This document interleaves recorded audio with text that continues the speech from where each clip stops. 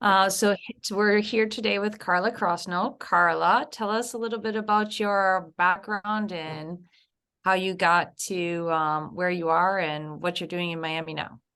Yeah. So thanks so much, Melanie. Glad to talk to you today. So I started my career 30 years ago now with EY, a really big consulting firm. I have a master's in finance. And so, back in the 90s, I was doing a lot of strategic planning and mergers and acquisition projects for EY. But I was always that person that was trying to get the team to do volunteer work and to, sort of set up lunches and everything for the new hires. And so I ended up doing a lot of employee and community engagement work, which sort of, foretold my later work in nonprofits. I had a little stint, as everyone did in the late 90s and early 2000s, in the first wave of the internet, and had some really fun adventures pitching venture capital firms in Austin, Texas, and just, it was a crazy time, and so it was super fun to be part of that. I also worked a little bit in real estate.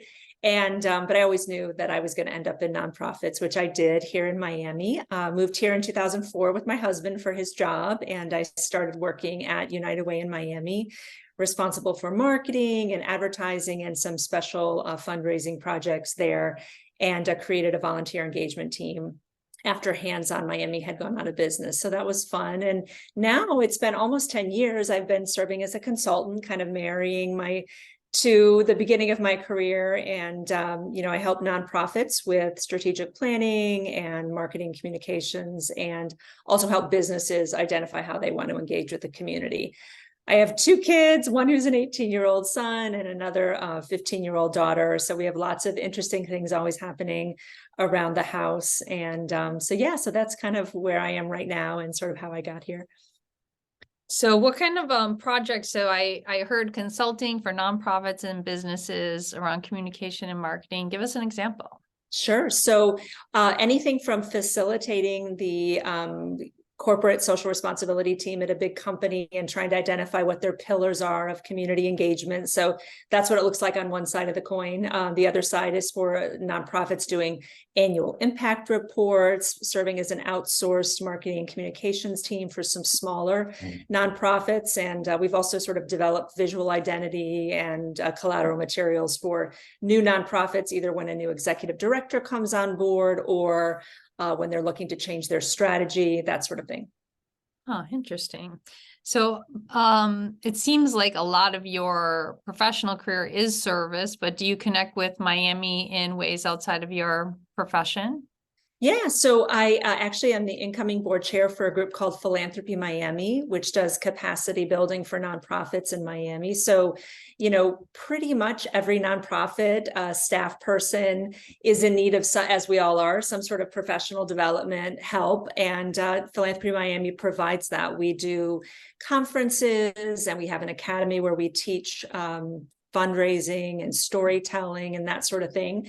And so I've been involved with that group for about 15 years. I'll be the board chair starting in July. And we also do, my family and I, a lot of just hands-on volunteer work with organizations that deal with hunger. So Feeding South Florida, food rescue, those sorts of things. And with IWF, I know you've become involved with the Fellows program. Tell us what you like about being involved in IWF. So the Fellows program has been a really interesting opportunity as a new member to meet a lot of the other members and really learn about the organization. And so that's been an amazing opportunity. I think what I really like so much is like the small gatherings where we get to hear about the career experiences of the other members. And I've found that to be really inspiring because, if you look at your career in sort of phases, it's really remarkable to see women who are in their 60s and 70s leading these amazing organizations, or, being involved in the government at the highest levels in another country. I mean, just really inspiring, because we want to help mentor through the Fellows program, sort of the next generation, but it's also amazing to see the women that are sort of ahead of where we are in their careers and how they're still blazing a trail and sort of, doing things on their own terms, which is, I find to be really inspiring. And speaking of the next generation, what advice would you give the next generation? Yeah, so I mean, like I said, I have a teenage daughter, and so we talk about this topic a lot. I think, really and I remind myself of this all the time, so I'm by no means there, but I try to think about this all the time, which is just to not worry about what other people are thinking about what I'm doing or the choices that I'm making, and trying to just do things that, in the spirit of, service or adventure or business or whatever I'm doing, things that will make me happy, and not worry so much about whether my choice will surprise people or upset people, but, really focused on, not worrying so much about the opinions of others, which, is always a work in progress. Yes. Well, tell us a fact about you we would not find on the internet. Well, so I am planning a really big trip for my daughter when she graduates from high school, which is 2 years away. And I'm learning French and Italian in pursuit of that amazing trip that's a couple years out. So Duolingo is my magical friend every day. And so that's just something I'm working on. Nice. And why do you need both? You're going to France and Italy and Absolutely. And Greece, but I'm not trying to take on a level 5 or level 4 language, whatever Greek is. I'll just smile and ask for the salad everywhere I go. Yes, yes. Two fun questions. What book or podcast are you recommending now?